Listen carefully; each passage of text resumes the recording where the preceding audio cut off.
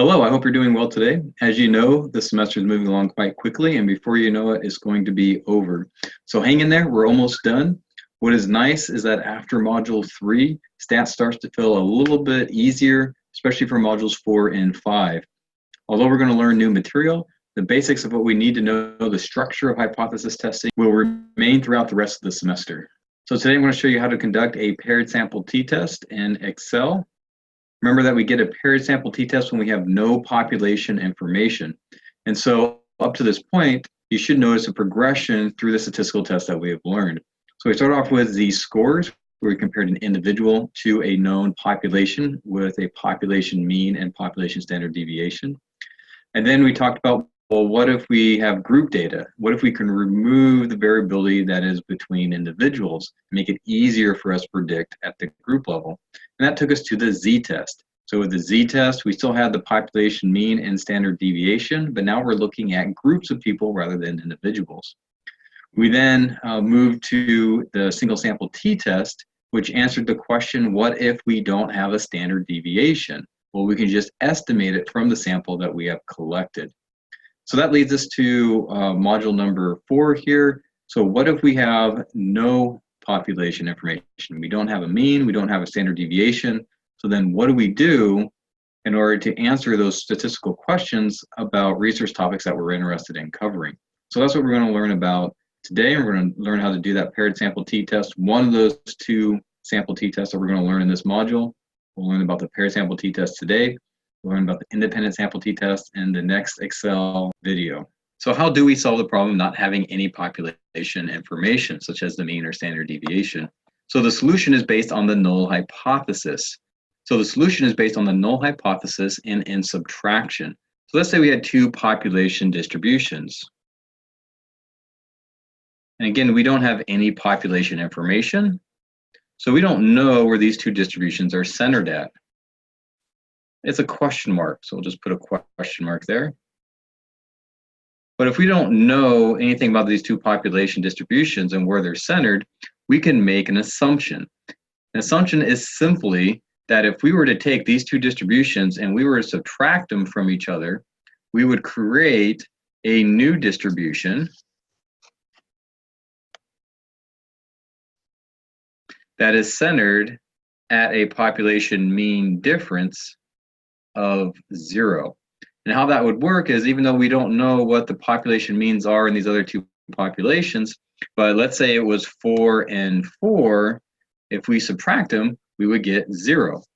If it was 14 and 14, we subtract them, we would get 0. And again, that's based on the null hypothesis. The null hypothesis states that there's no difference between 2 populations. So if there's no difference, then the means are the same. So that means if we subtract them, we can create a known distribution of mean differences.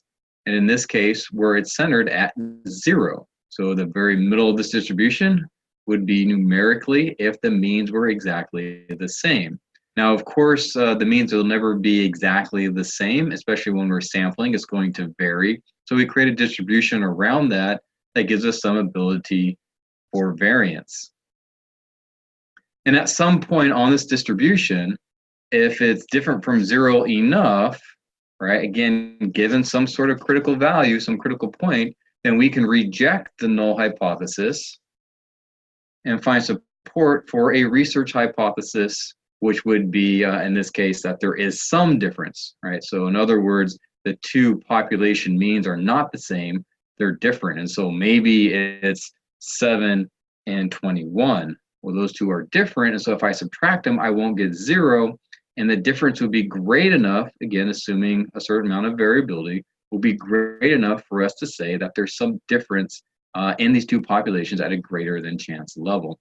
And so that's where we solve our problem. That's where we get our solution, is based on the null hypothesis. We can create this hypothetical distribution that's centered at 0 that we can use as an anchor to establish critical regions. So when we actually sample our data, we can then subtract the means of those 2 samples, which we are inferring to populations, but we can subtract the means of those 2 samples. And if it's greater than 0 or less than 0 at a greater than chance level, then we can reject the null hypothesis and say that there's some difference between the two populations. So notice here that we don't have individual distributions now. We now have a combined distribution based on subtraction. So you've learned so far in this class that we have distributions of scores, we have distribution of means, and now we have a distribution of mean differences. When we learned about the independent sample t-test, the idea is still the same. We're subtracting two population distributions that are unknown. That gives us a known distribution based on differences. But instead of saying mean difference for the independent sample t-test, we'll say difference between means. And there's a reason for that, and I'll talk about that in the next video. So that's the basic idea behind the paired sample t-test. So let's get into doing it in Excel, and let's give ourselves a scenario so we can see this in action. Now, don't forget to open up your Excel spreadsheet in directions below. We'll need them as we walk through doing a paired sample t-test in Excel. Okay, so hopefully you had a chance to open up your spreadsheet and also the Word document. Of course, the very first thing we want to do is we want to look at our data. We're going to understand what question we're trying to answer here. Looks like we have three columns. We have our participant ID column, which we've seen in every single spreadsheet up to this point. And then we have two columns for before and after. Remember, if you hover over those labels, it'll give you some information about the numbers that we have there. So it looks like we're talking about heart rate, and it looks like it's heart rate in beats per minute before some sort of medication. And then we have an after here, which looks like it's heart rate after taking some medication. So notice here that the measure is the same. We're talking about heart rate in both cases, but there's an intervention in between. We want to know, is this medication effective? So we have heart rate before administering the medication, then a heart rate after administering the medication. So let's go down to our code book. We still get our information for before and after. Here, a little bit more detail. It says resting heart rate, so not just standing heart rate or after running or anything like that. Maybe that's important when it comes to a practical decision for an additional insight, maybe not. So not a whole lot other information that's new there, at least for our variables. But let's take a look at our scenario here, just so that we're on the same page moving forward. So let's suppose that we're testing a new medication on humans that has been shown to decrease heart rate in rats with tachycardia. So again, a decrease would tell us here, based on this research, that we're doing a one-tailed test, and we expect that the difference to be negative, that as we go from before and after, we expect heart rate to get smaller, the values to get lower, and so we'll set our critical region in the negative side of our distribution. The normal range for heart rate is between 60 and 100 beats per minute. So it looks like we're going to recruit some patients and measure their heart rate before taking the new medication and then after taking the medication. And it looks like there's a time period in between the two measurements of about a month. All right, and then we're going to use an alpha of 0.001 for the study. So we're going to keep our risk really, really low here. So 1 time out of 1,000. And certainly with medication, we probably want to be a little bit more cautious when it comes to risk. And so we don't necessarily want to be wrong in our conclusions and say that this medication is working to find out that maybe it really isn't working, especially when you have medication that might have side effects. That's really important that we keep those risk levels low. We're going to use an alpha of 0.001 for this particular study. That'll push our critical value further away from the center of our distribution, but that means it reduces the chance that if we reject a null and say this medication is effective, it reduces the chance that we're wrong in that conclusion. So now that we know a little bit about the data we're going to be working with, let's go and go to our Word document that has the directions in it. You're going to see that we're going to have to do a little bit of data prep, a little bit of data manipulation before we get into the actual paired sample t-test. One of the first things we want to check for is we want to make sure that with our data that all our observations have pairs. It's a paired sample t-test. That means all of our observations should be measured more than once. So in this case, our observations are individual people, but realize observations can be pairs such as couples. So it could be two separate people, but they're in a couple relationship. So there's a dependency there. A paired sample t-test is a dependent design. That's what we call within groups design. And so if there's some dependency between two different people, then we can still do a paired sample t-test. So realize we don't have to just have the same person measured twice. It's the observation, whether it's people, things, groups, couples. As long as they're dependent on each other, we can do a paired sample t-test. So we can do people in the same relationship. If we wanted to compare siblings from the same family, we could do that because they share a genetic component with them. They're dependent on each other because of those genetics.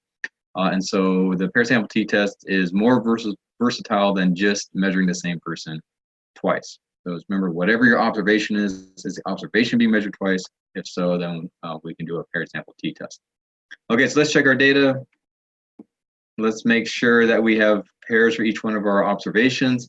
And if you're looking at the values here, you're going to notice that we have some blank cells. So that means we don't have pairs for some of our observations. And so, of course, we want to check that. And the easiest way to check it, especially if you have a very large data set, is to sort your columns and then look at the bottom to see if there's any blank cells. So I'll sort our before column first. And remember, again, we said that if the heart rate is beating too fast, we're going to have beats per minute that are over 100. So it looks like all of our patients here seem to have a fast heart rate. And then if we go all the way down the bottom, we see there's no empty cells, at least not for the before. Now, a lot of times when you do a before or after with some sort of intervention, there's people who drop out, so there's a dropout rate. And so a lot of times when you're doing a paired sample t-test, you'll have all your observations on the before column, but you may not have all your observations at the after column, so it's your second assessment. And that's because participants have dropped out. So we're going to sort the second column now, and we'll scroll down to the bottom. And we're going to see that we have a couple of blank cells here. That means these last two observations, these last two people don't have pairs of data. So if that's the case, then we can't use them. So the paired sample t-test requires that every observation has two measurements. So we're going to go ahead and delete these two right here. We don't need them. And so again, delete, you just go to the row and you can right click, press delete, and it'll get rid of it. Or you can just highlight and press delete on your keyboard and it'll get rid of them as well. Okay, so now we have pairs for each one of our observations. We have two measurements for each person. Once we do that, we now need to create a difference column. And so we're going to want this later, especially when we get our confidence interval. So we're going to go to the next column over, and I'm just going to type in x underscore difference, or the difference in our x variables. And we're going to subtract. So we're going to put our formula in here for subtraction. Now it's important that you look at the types of variables that you have. So here we have a before and an after. And so we're expecting heart rate to decrease. So we're going to expect that the difference, in most cases, it won't be in all, but in most cases we would expect to have negative values. So if a heart rate decreases from before to after, so from 109 to 72, when we subtract, we don't want a positive value here. So we don't want to go before minus after. We want to do the opposite. We're going to take after, then we're going to subtract before from it. And that's going to give us the direction that we're interested in. Now, this only matters when you're dealing with time. So if we were doing a gender studies between males and females, so maybe male, females, siblings from the same family, and we're doing a paired sample t-test, it doesn't matter if you subtract males from females or females from males because it's not time bound. So only in time bound does it matter. We'll take the after the time 2 period, and then we subtract the time 1 from it. Now, if you have two variables that's not time related and it doesn't matter the order of subtraction, then go with whatever is easiest for you. I usually still take the second column minus the first just because when it does matter, I'm covered, but you don't necessarily have to. Just make sure whatever order of subtraction you use in those situations that you are consistent throughout all of your calculations. So not only for getting your difference numbers here, your difference values, but also when you get your z-statistic, also when you get your effect size, also when you get your confidence interval. You just want to make sure you're consistent in that order of subtraction. All right, so in this case, we're going to put in our formula. We're going to put equals. We'll click on that first cell that's under the after column. We'll hit subtraction on our keyboard. We'll press on the first cell that's under the before column, and then we're going to hit enter. And so what that did is it took 72 minus 109, and it gave us a negative number of negative 37. So that tells us that heart rate has decreased for this participant, for this person, 37 beats per minute. Once we have that first one, we can drag that formula down. I've showed you how to do that all semester long, so we'll go ahead and do that here.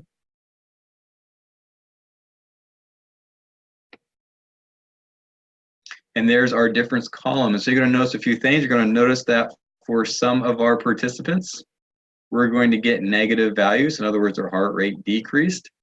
But we're also going to get some where the beats per minute actually increased. That has to do with individual variation. People differ in how they respond to medication. And so for most people, it's going to decrease their heart rate. But for some people, it may increase it or not change at all.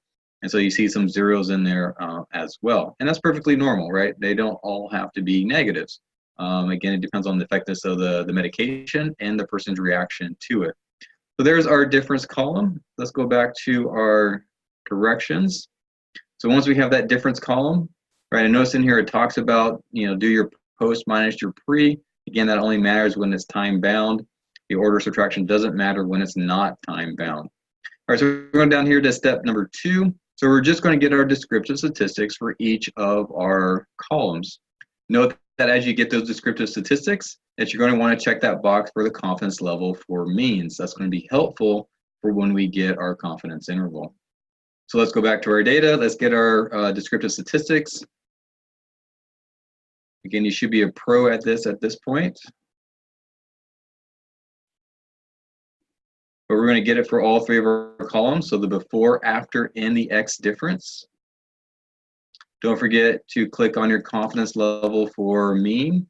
Now notice here you need to change your percent for that confidence level. In this case, our alpha is 0.001. So our confidence level for the mean is going to be 99.9%. Again, that's based on your alpha. If our alpha was 0.05, it'd be 95%. If it was 0.01, it would be 99%. If it was 0.1, it'd be 90%. So again, that's based on your alpha level. All right, and then we're going to place it someplace in our spreadsheet. Putting it a few columns away from my data. We'll click OK. And there's our first descriptive. Let's go ahead and get the other 2.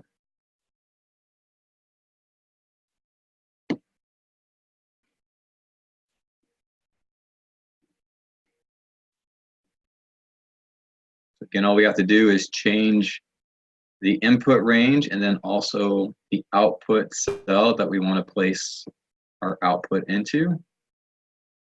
And then we're going to get one more. So we want one for the difference column as well. That's going to be useful for our confidence interval.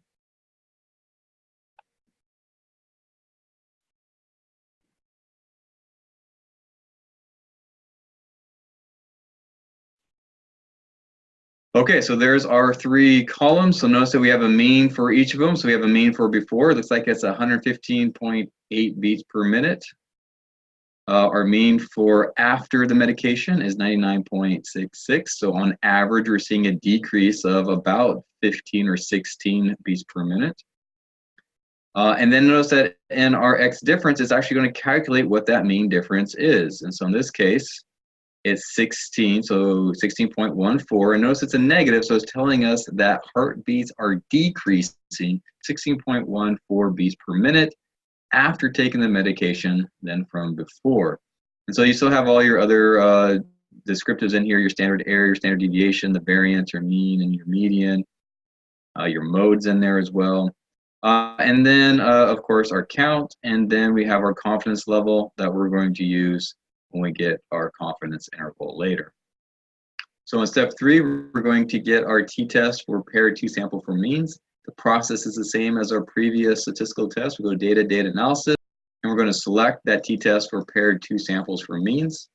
We'll put in our ranges, and then we'll get our output, and then of course we'll talk about what that output tells us. And again, this note down here at the bottom, just remember that as you're putting in those variables into the dialog box for the paired sample t-test, is make sure you go in the order of subtraction. So if we're doing post first, so this would be the after, we're going to put that in the very first range, and then we're going to put the before in the second range. Okay, so let's go to our spreadsheet and let's go ahead and walk through that. So data, data analysis, we're going to scroll down to the bottom. There we have our 3 separate t-tests. The one that we want is the paired 2-sample for means. We'll click OK.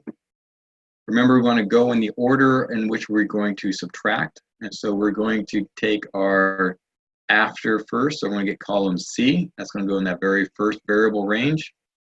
And then I'm going to get column B. So notice here I'm starting with the original variables. I'm not using that difference column. All right, in our next box, we need to put in our hypothesized mean difference. This is based on the null hypothesis. So if the medication doesn't have any effect either way, it doesn't increase or decrease heart rate, then we expect the difference to be 0. Now we do have labels in that very first row, so I'm going to click that labels box. And we need to change our alpha. It's not 0.05 here in our scenario, it's 0.001. So make sure you make that adjustment as well. And then we're going to place our output in our spreadsheet. I'm going to place it to the right of my descriptive statistics, and I'm going to press OK. So it took a moment there, but you see we have our output for our pair sample t-test. Let's take a quick look at it. You're going to notice that it does give you some basic descriptives. We have our means for both of our groups, so the after and the before. You're also going to notice that we have our variance there as well. Now, typically, you'd rather report the standard deviation. That's okay because you have them in your descriptives, so you can report them when asked. And it looks like the standard deviation in our after is quite a bit more than the standard deviation in our before for our particular variables. You're going to notice in the output that there is this line for the Pearson correlation. We're not going to worry about that here in this class. So the Pearson correlation is a measure of dependency. And so one of our assumptions is that our samples are dependent, or the populations are dependent on each other.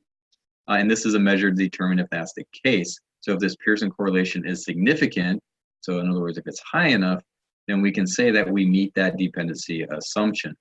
We're not going to worry about that here because we're going to learn about correlation in Module 6. And so I don't really want to get into it at this point. So we're just going to talk about if our observations are being measured twice, then we're going to say it appears to be dependency. But just realize that there's an extra check, a numerical check, and that's that Pearson correlation. We won't worry about it here today. You'll notice that we have our degrees of freedom. We have 71 observations that are being measured twice. So we're going to subtract 1 degree of freedom because observations are the same people in this case. So we're only going to subtract 1 for the combined sample as opposed to the 2 separate samples of before and after.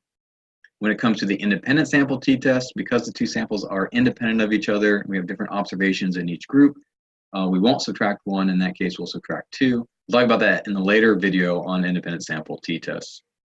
Then you see our t-statistic, and so it's a rather large t-statistic in this case. It's negative 9.89. And of course, we want to compare that t-statistic to a critical value. We have a one-tailed test here. The critical value that we're going to compare to is this 3.21.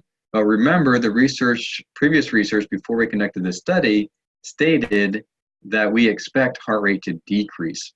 And so even though we expect this to be a negative number, it's not going to show up here in Excel because Excel doesn't know when it's supposed to be negative and when it's supposed to be positive. You need to know that based on the scenario in which you're conducting your study. So this would actually be a negative 3.21. So even though it says 3.21 here, make sure you make the mental correction that it's a negative value. So when you draw your distribution, you're putting that critical value in the correct tail of the distribution. So let's go ahead and do that. Let's set up our statistical decision here. I'm just going to draw out a distribution really quickly. Remember that we're using a distribution of mean differences. So it's centered at a mean difference of 0.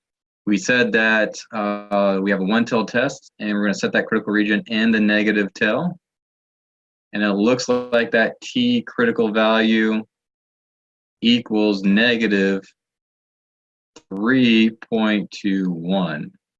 And so remember that anything to the left of this critical value in the shaded region is where we're going to reject the null hypothesis. If we get a value that's anywhere else, we're going to fail to reject the null hypothesis. So this is where it's important that you recognize when you have a negative critical value or a positive critical value, so you don't make what we call a type 3 error, which is when we make a conclusion in the wrong tail of our distribution. So now we've set up our critical region, we can go ahead and look at our t-statistic. Our t-statistic is negative 9.89. That's going to be someplace way out here on this distribution, so negative 9.89. That's going to fall in our reject the null region. So it appears in this case that our medication is effective at reducing heart rate and bringing heart rates back down into the normal range. And if we look at our data, we will see that in that after column, that most of those heart rates are going to be between 60 and 100, which we consider to be normal. There will be some that looks like are still going to have some higher heart rates that maybe the medication is not being as effective for, but for the most part, we're seeing a decrease in heart rate. And of course, that's the difference between group data and individual data, that overall, as a group, we see a decrease. But that doesn't mean it applies to every single person, right? Individuals vary, and so effectiveness varies depending on the person and how that medication interacts with them. So again, that's the hypothesis test. It tells us that at the group level, it looks like this medication is effective in reducing heart rate. So that leads us to what can we conclude for the individual? So do we have a moderate to large individual effect, or is it a no effect or a small effect when it comes to the individual person? We already saw in our data in that after column that the medication wasn't effective for everyone. And so what can we expect on average for the individual person? And again, that of course is going to be the effect size. So I'm going to type underneath my output here, I'm going to put in effect size. So the effect size formula is D equals the sample mean difference, or MD as a subscript, minus the population mean difference, which is mu D as a subscript, divided by the standard deviation of the difference, or S sub D. Now we already know something based on our assumptions. We know that in the population, we're going to assume that the mean difference is 0. That's one of our assumptions. So we can drop this out of our equation. And that just leaves us with the mean difference in samples divided by the standard deviation of the difference. And we have both of those values in our data set in our descriptives for the mean difference. So here's our mean difference based on the sample. And then here is the standard deviation of the difference. So all we're going to do is we're going to take negative 16.14, we're going to divide it by 13.75. So let's scroll up to where we have our effect size label. I'm going to go to the cell right next to it. I'm going to hit equals. And I'm just going to go ahead and click on that mean difference in my descriptive. So click on the cell that has that negative 16.14. I'm going to do my divide sign, which is a /. And then we're just going to click on my standard deviation of 13.75. And I'll hit enter. And there is my effect size. So in this case, we get a negative 1.17. So your conventions for the effect size is still the same. So 0.2 is going to be small, 0.5 is going to be moderate or medium, and around 0.8 is going to be large. Again, if your effect size is around 0, then that means no effect. So here we have a rather large effect size, so negative 1.17 certainly exceeds 0.8. Remember, they're not cut off, so go to the one that is closest to. And so this would be a large effect at the individual level. So not only can we say in this case at the group level, based on the hypothesis test, that it appears this medication reduces heart rate, we can say on average, it appears that there's a large reduction for individuals when it comes to decreasing their heart rate. Now we know when we look at the data, it doesn't necessarily impact everyone, but we can expect on average that most individual people are going to see a decrease in their heart rate, and that effect is going to be large. So after we get the effect size, we still need to get our confidence interval. And so the confidence interval is going to tell us where that population mean difference is. Our best guess, of course, is the difference with the sample, but the samples don't account for everyone in the population. So that means the actual population difference is going to vary. So we want to create a range of where we would expect that true population difference to fall. So let's put our label here. This is actually going to be the 99.9% CI. And again, it's 99.9% is because our alpha is 0.001. So there's a 0.1% chance for a type 1 error. We'll have our lower bound and we'll have our upper bound. All right, so just as a reminder for our formulas, for our lower bound, we would take the negative T critical, and again, it would be the T critical for a two-tailed test.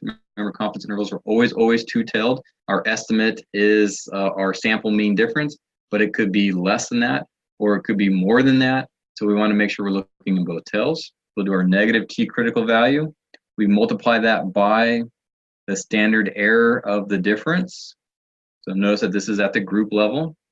And then we add the sample mean difference. So it's always centered at the sample mean. The upper bound is going to be the same, except it's going to be the positive t critical value, but everything else will be the same in that particular formula. And if you remember that confidence level that we got with our descriptive statistics is already going to do the math for multiplying the two-tailed critical value times the standard error.